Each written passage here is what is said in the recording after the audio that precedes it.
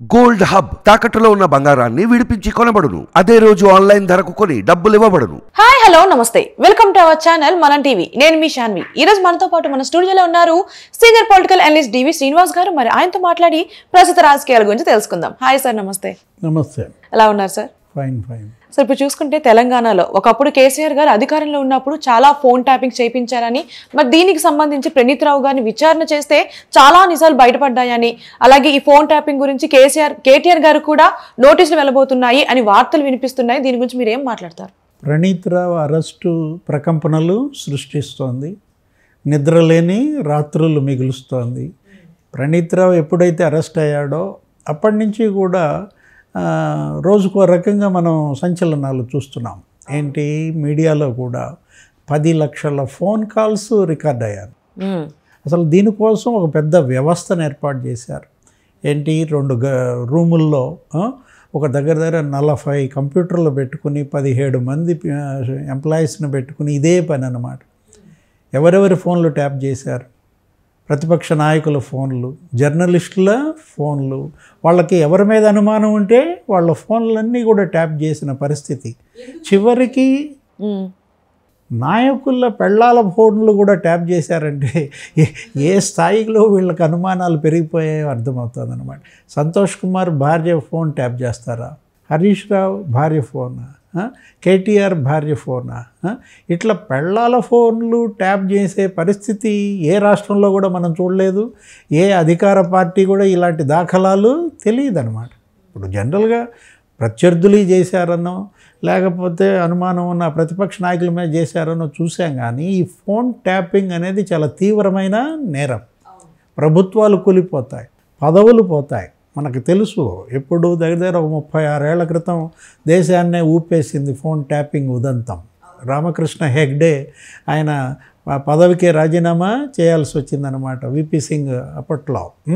ఇలాంటి పరిస్థితుల్లో ఇప్పుడు కేసీఆర్ హయాంలో 10 ఏళ్లలో రేవంత్ రెడ్డి ఫోన్ ట్యాప్ చేశారని, బట్టి విక్రమార్క చేశారని, ఉత్తమదో లేకపోతే కోమటిరెడ్డిదో, ఇలా అందరూ పార్టీల నాయకులు ఫోన్ ట్యాప్ చేయటం, 10 లక్షల ఫోన్లు రికార్డ్. సరే, ఎప్పుడైతే ఎలక్షన్ జరిగిందో, రిజల్ట్స్ వచ్చాయో ఆ రోజు వెంటనే ఏం జరిగింది?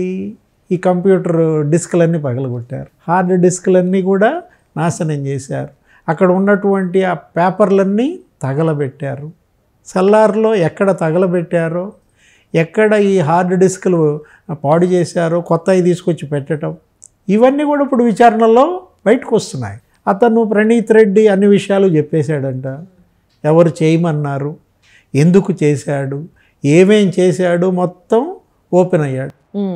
ఇప్పుడు ఏంటి, ఆ స్పెషల్ ఇంటెలిజెన్స్ బ్రాంచ్ ఏదో ఉంది, SIB, ఆ SP ఆదేశాల మేరకే చేశానని. ఓకే. SIB హెడ్ ఎవరు? అప్పుడు చీఫ్గా మరి నాయకత్వం వహించినటువంటి ఆ పోలీస్ ఆఫీసర్, ఆయనకి ఇప్పుడు చుట్టుకుంటాను. రేపు వాళ్ళిద్దరిని పిలుస్తారు, SPని చీఫ్ని. మరి వాళ్ళు ఎవరి పేరు చెప్తారు? ఇప్పుడు అటు తిరిగి ఇటు తిరిగి నీకు తీగ లాగితే డొంక కదులుతోంది. ఏది, ప్రగతి భవన్ ఇప్పుడు లేదు, ప్రగతి భవన్ ఫామ్ హౌస్ డొంక కదులుతోంది, నంది హిల్స్ డొంక కదులుతోంది అన్నమాట. అటు తిరిగి ఇటు తిరిగి ఇదంతా కూడా ఎవరికి చుట్టుకుంటోంది? కేటీఆర్కి చుట్టుకుంటుంది. ఎప్పుడు కేటీఆర్ని అరెస్ట్ చేస్తారు అనేదే ఇప్పుడు మనం నడుస్తుంది. సార్, ఇప్పుడు మీరు చెప్పినప్పుడు ఒకప్పుడు రామకృష్ణ హెగ్డే గారు పదవి నుంచి తీసేశారని చెప్పారు కదా, మరి ఇప్పుడు కేటీఆర్ గారు అని ప్రూవ్ అయిపోతే ఇప్పుడు అతని పరిస్థితి ఏంటంటారు? పదవి పోవటమే కాదు కదా, జైలుకి వెళ్ళాల్సి వస్తుంది కదా. ఇప్పుడు ఏంటి, రాజకీయ జీవితమే ఖతం అయిపోతుంది అన్నమాట. ఇప్పుడు కేసీఆర్కి 2 బిడ్డలు, ఒక కూతురు ఒక కొడుకు. కవిత ఆల్రెడీ ఒక కేసులో ఇరుక్కుంది. దేంట్లో? Delhi liquor scam. ఇవాళ దాని మీద విచారణ అని కూడా అంటున్నారు. సుప్రీంకోర్టులో ఆ కేసు కూడా వస్తుంది. ఆమె ఏదో CBI అరెస్ట్ కాకుండా తెచ్చుకున్నది. ED అరెస్ట్ చేయడానికి వస్తే సుప్రీంకోర్టు ఏదో ఆదేశాలు ఇచ్చి కొద్దిగా ఎట్లా కూడా కొన్ని రోజులు గడుపుకున్నారు. అదే విషయం CBIకి కూడా మొన్న అరెస్ట్ చేయడానికి మొన్న ఏదో నోటీసులు కనుక పంపిస్తే మళ్ళీ ఆ విషయమే చెప్పారు, సుప్రీంకోర్టులో ఉంది అని. మరి ఇవాళ ఏం తేలుద్దో మనం చూడాలి. అటు కూతురు కేసుల్లో ఆయన జుట్టు బిక్కుంటున్నాడు. ఏంటి, మాజీ ముఖ్యమంత్రి కేసీఆర్ ఎలా కూతుర్ని కాపాడుకోవాలి, ఒకవైపు ఏమో బీజేపీతో శత్రుత్వమో తెలియదు, మిత్రత్వమో తెలియదు. రెంటికి చెడ్డ రేవడయ్యాడు. అవును. మోడీనేమో ఒకప్పుడు గొప్పోడని పొగిడాడు, అదే మోడీ నువ్వు మోడీయా బోడియా అన్నాడు. కేసీఆర్ నైజం మరి కాంగ్రెస్కే కాదు బీజేపీకి కూడా తెలుసు కదా. అక్కడ ఉన్నది ఎవరు? మోడీ, అమిత్ షా, సోనియా గాంధీ కాదు. ఏది వాళ్ళ ఇంటికి వెళ్ళి చక్కగా విందు భోజనం చేసి ఆమె పాదాభివందనాలు చేసి పార్టీ కాంగ్రెస్లో విలీనం చేస్తామని చివరికి ఏం చేశారు? ధమ్కా ఇచ్చారు సోనియాకి. అది ఇక్కడ కుదరదు. ఇక్కడ ఉన్నది ఎవరు? మోడీ, షా కదా. అటు కూతుర్ని ఎలా కాపాడుకోవాలి, జైలుకి పోకుండా ఎలా ఆపుకోవాలి, అలాంటి పరిస్థితుల్లో ఇప్పుడు కొడుకుది వచ్చింది. ఏది? కేటీఆర్. ఈ ట్యాపింగ్ కేసు కేటీఆర్కి ఎక్కడ చుట్టుకుంటుంది? ప్రణీత్ రావు ఏం చెప్తున్నాడు, ఏం మాట్లాడాడు, వీటన్నిటిపైన ఇవాళ బీఆర్ఎస్ దృష్టి ఉంది, నాయకుల దృష్టి ఉంది, తెలంగాణ ప్రజలందరి దృష్టి ఉందన్నమాట. అవును. ఇప్పుడు ఇద్దరు బిడ్డల పరిస్థితి ఈ విధంగా మారితే మరి ఆ తల్లిదండ్రి పరిస్థితి ఇవాళ కేసీఆర్ అదే అన్నమాట. అవును. తెలంగాణలో ఇవాళ ఒకవైపు లిక్కర్ స్కామ్ కుదిపేసింది మొన్నటిదాకా, ఇప్పుడు ఫోన్ ట్యాపింగ్ కేసు భూకంపం సృష్టిస్తోంది అన్నమాట. ఇది ఎటు తిరిగి ఎటుపోతుంది? మిగతా దర్యాప్తులు ఎటు అవి కొనసాగుతున్నాయి.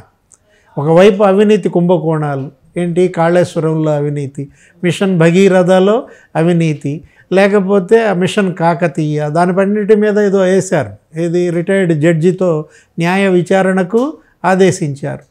ఇద్దరు రిటైర్డ్ జడ్జిలను కూడా పెట్టారు. విద్యుత్ ప్లాంట్లలో జరిగినటువంటి అక్రమాలు, ఛత్తీస్గఢ్ నుంచి కొన్నారు విద్యుత్ కొనుగోళ్లలో స్కామ్ అన్నమాట. ఈ యాదాద్రి, భద్రాద్రి పవర్ ప్లాంట్స్ ఉన్నాయి కదా, అవన్నీ కూడా స్కాములని, 35,000 కోట్ల అవినీతి వాటిల్లో జరిగిందని దాని మీద ఒక రిటైర్డ్ జడ్జి ఆధ్వర్యంలో ఒక న్యాయ విచారణకి ఆదేశించారు. ఇప్పుడు ఒకవైపేమో న్యాయ విచారణలు వేటిపైన? అవినీతి కుంభకోణాలపైన. అవును. నిన్న కూడా మీటింగ్ మాట్లాడుతూ ఏమని చెప్తారు కేసీఆర్? ఆ మేడిగడ్డ పిల్లర్ల కుంగిపోవటం మీద ఆయన ప్రాజెక్టు పిల్లర్లని దేంతో పోల్చాడు? నీ నోట్లో పళ్ళతో పోల్చాడు. ఏంటి? ఒక పన్ను ఊడితే ఏమైపోద్ది? 32 పళ్ళు రాలగొట్టుకుంటామా? 2 పళ్ళు ఊడితే 32 పళ్ళు రాలగొట్టుకుంటామా అనే దానికిను ప్రాజెక్టు పిల్లర్లకి ఎక్కడన్నా పోలికుందా? అంత సీనియర్ పొలిటీషియన్. ఏది? మరి ఆయన కూడా 72 ఏళ్ళు 70 ఏళ్ళు 40 ఏళ్ళుగా రాజకీయం చేస్తున్నట్టు కేసీఆర్ కాళేశ్వరం ప్రాజెక్టు పిల్లర్లని దేంతో పోల్చాడు? నోట్లో పళ్ళతో పోలుస్తాడా? ఒక పన్ను ఊడితే 32 పళ్ళు రాలగొట్టుకుంటారా అన్నాడంటే నీ పళ్ళు అవి నీ ఇష్టం, నువ్వు రాలగొట్టుకుంటావా? దానివల్ల సమాజానికి జరిగే నష్టమేమీ లేదు, వ్యక్తిగా నీకు నష్టం జరగదు. కానీ అది ప్రాజెక్ట్, అది పిల్లర్లు, అదేంటి? లక్షల ప్రాణాలకు సంబంధించినటువంటి అంశం. అక్కడ ఒక పిల్లర్ కాదు, 2 పిల్లర్లు కాదు, కొద్దిగా భూమి కంపించినా కుంగినా లక్షల ప్రాణాలకు సంబంధించినటువంటి అంశం అన్నమాట. ప్రాజెక్టు పిల్లర్లని నోట్లో పళ్ళతో పోలిస్తే మనం ఇంకేం మాట్లాడతాం కేసీఆర్ గారిని? సరే, ఇప్పుడు ఇన్ని సంవత్సరాల రాజకీయం ప్రస్తావన ఉన్న కేసీఆర్ గారు ఒక పక్క మీరు ప్రస్తావించినట్టు కవిత గారి ఇష్యూ కానివ్వండి, లేదు అంటే ఇప్పుడు మన కేటీఆర్ గారి విషయం కానివ్వండి, మరి ఇన్ని సంవత్సరాలు ఉన్నదానికి ఇప్పుడు జరుగుతున్న ఇష్యూస్కి ఆయనకి రాజకీయ పరంగా ఏమైనా ఎఫెక్ట్ అవుతుందా? ఇవాళ బీఆర్ఎస్ పూర్తిగా ఏమైపోతుంది? ఇక అది ఆరిపోయే దీపంలాగా ఉందని మినుకు మినుకుమని అంటోంది. ఎప్పుడు ఆరిపోతుందో తెలియదు. అలాంటి పరిస్థితుల్లో అటు పార్టీని కాపాడుకోవాలి. ఏం జరుగుతోంది? మొత్తం బీఆర్ఎస్ అంతా కూడా సగం బీజేపీ లాగేసుకుంటుంది, సగం కాంగ్రెస్ లాగేసుకుంటుంది. ఎంపీలే ఇవాళ చేరిపోతున్నారు. మల్లారెడ్డి నిన్న వెళ్ళి డీకే శివకుమార్తో కలిశాడు. ఎవరు? కేసీఆర్ క్యాబినెట్లో మంత్రి. ఆయన కొడుకేదో టికెట్ ఇద్దామనుకున్నారు, ఎంపీ టికెట్, పోటీ చేయమన్నారు. రంజిత్ రెడ్డి కాన్స్టిట్యుయెన్సీతో అక్కడ రివ్యూ పెడితే అసలు ఆ ఎంపీ రంజిత్ రెడ్డే అటెండ్ కాలేదు. ఇప్పుడు కడియం కూతురికి అనౌన్స్ చేశారు, వరంగల్ ఎంపీ రమ్య. అవును.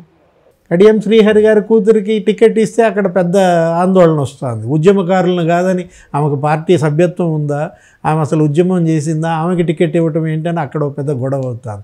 అంటే అటు అభ్యర్థుల ఎంపిక తలనొప్పి, మొత్తం వలసల తలనొప్పి, ఇప్పుడు ఈ కేసులు, ఈ కుంభకోణాలు, మరోవైపు కూతురు కేసు, కొడుకు కేసు, ఇలాంటి పరిస్థితుల్లో కేసీఆర్ ఇక మైండ్ బ్లాక్ అవుతారు. ఎటు వెళ్తుందో కూడా తెలియదు, మరి వేచి చూడాలి ఈ కేసు అనేది ఎంతవరకు వెళ్తుంది. పార్టీని కాపాడుకోవాలి, బిడ్డల్ని కాపాడుకోవాలి, మరి ఆయన మరి ఏ విధంగా మరి చూస్తాడో చూడాలి. అవును sir. Yeah sir, thank you sir. నమస్తే.